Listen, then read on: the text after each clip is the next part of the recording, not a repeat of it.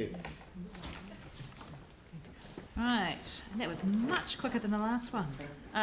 Community Resilience Partnership Fund. Sam, you're spending a lot of time here today. It's my pleasure. Perfect response. That's great. What an opportunity. It's not what he said at lunch. Okay, so these are smaller amounts. Sam, could you please give us a wee rundown, or whoever, on the Community Resilience Partnership Fund, for those who haven't come across it before? I will do. My colleague at your right is the expert, but I'll do my best. So the fund was established as a joint fund between the Ministry of Health and City Council. Each poured in $3 million to the fund. Its purpose, I guess, or background, was to continue the work undertaken with the Christchurch Psychosocial Recovery Program, increase community resilience and community participation and leadership, and resolve the continued barriers to participation that people were facing in terms of community engagement and resilience. These applications in front of you have been through the process to get there. There are some others in the pipelines which we may bring to you in coming months, and review is being undertaken on the various achievements of the fund and the process which we eventually will be able to bring back to you in time as well. So the funding's coming to an end now too, isn't it? This is just the last amount of money, so it's that's completed. right. Yeah. It's not replenished by default. Mike? Thank you. And so this is more of a generic question around the fund, because I guess it does concern me that looking at a lot of the projects that we've funded for, there will most likely be a need to keep funding some of these initiatives, which are actually really important in the community. And I think we're seeing across a lot of the community funding pots we have, actually, we just don't have enough money to fund all these organisations.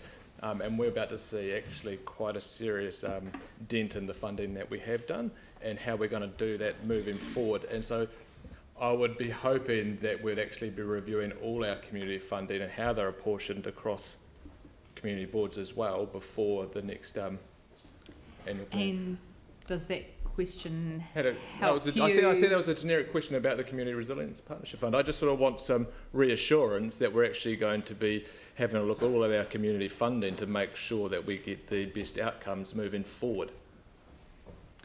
Is that part of the annual plan or long-term plan process? Well, that will be considered with the review of the Strength and Communities strategy, won't it, which is programmed to happen? Yes. Okay. Okay, and that will include the current apportionment to community boards from... It will need to, I think, with the Community Resilience Partnership Fund ending. Just to be clear though, that won't happen before the next round's decisions, which are coming up in the next few months. No, No. it'd have to be a longer. It's going to take a wee while. Okay. Jimmy, have you got a question on one of those? Yeah, this one. This Community Resilient Partnership Fund, I just don't know whether this is still the earthquake plan or mass attack event or not, just separate from these the two events. Can you rephrase the question? One is earthquake plan. Those are the related funding. The other one is most attack event or not. Sure. This So one. I guess the basis of this fund came out of the need to look after our community post-earthquake. But I guess now, as we move forward, that idea of community resilience and community leadership and social capital in our communities is real as we go forward. So it doesn't have to be precisely related to the earthquake. I guess the earthquake and its ongoing impact on people emphasises the need for it. But how about mosque attack? Mosque. Mosque attack. Oh, Yeah. mosque attacks. Sorry, I didn't catch that. But yeah, so the council agreed some time ago that applications that relate to the mosque attacks are eligible to this fund.